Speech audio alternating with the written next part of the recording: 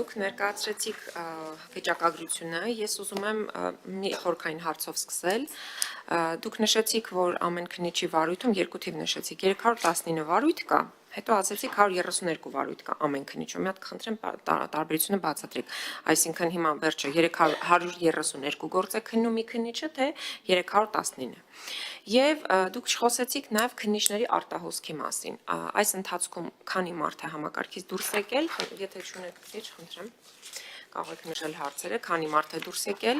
աշխատանքից եւ քննիչների աշխատանքի նկատմամբ գրավչությունը բարձրացնելու համար դուք ինչ եք անում, որպես նորընտիր ղեկավար, իհարկե նորանշանակ ղեկավար, իհարկե հասկանալի է, որ ձեր նշանակումը շատ անհասկանալի պայմաններում եղավ եւ մի գիշերում SMS գրվեց եւ ձեր նախորդ պաշտոնյան հրաժարական տվեց ինքնական, բայց չակերտավոր ինքնական, բայց այնուամենայնիվ համակարգը շարունակում է գործել եւ մեզ հետաքրքիր է մասնավորապես քննիչները ինչու չեն ուզում աշխատել որպես քննիչ եւ ինչու են աշխատում այսքան ծանրաբեռնված։ Ողջույն հարցի համար։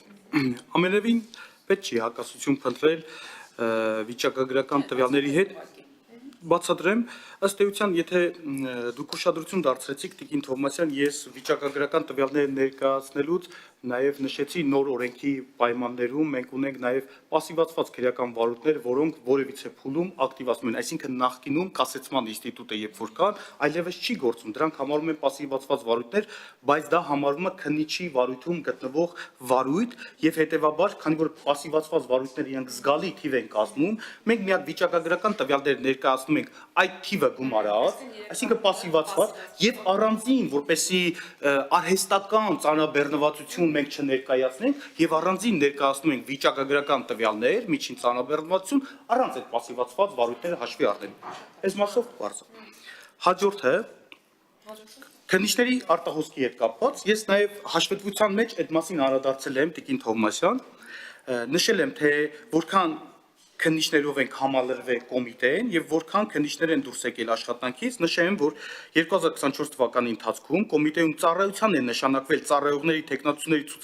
ցուցակում ընդգրկված 118 տեխնացու եւ զբաղեցած պաշտոնից ազատվել է 84 ինքնավար պաշտոն զբաղեցնող անձ, որից 75-ը գրավոր դիմումի հիման վրա, 4-ը պաշտոնից ազատվել են կարգապահական տուժ նշանակելու, իսկ 4-ը կոմիտեի մասին օրենքով նախատեսված սահմանային տարիքը լրանալու կապակցությամբ։ Այսինքն, եթե կարգապահական տուժը եւ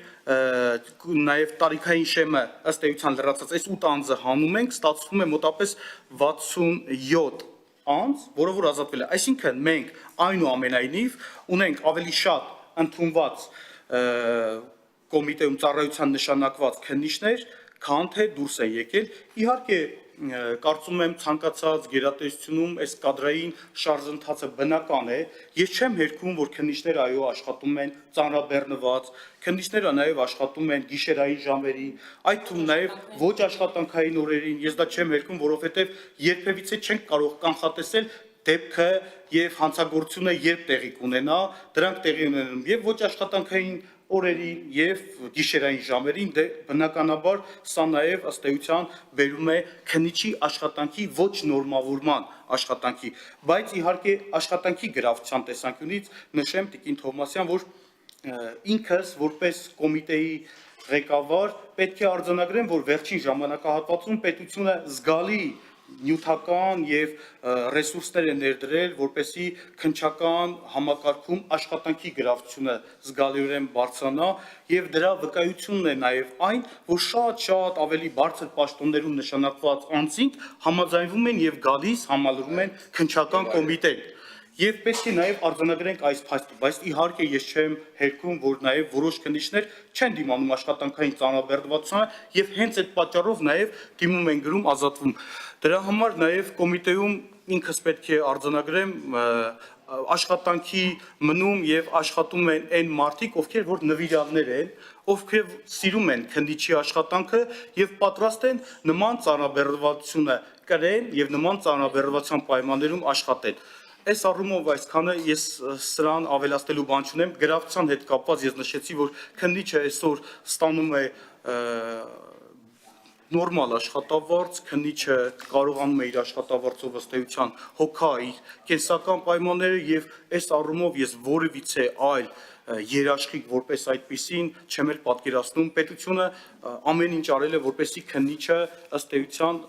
այդ աշխատանքի գրավությունը բարձրանա այս մասով սա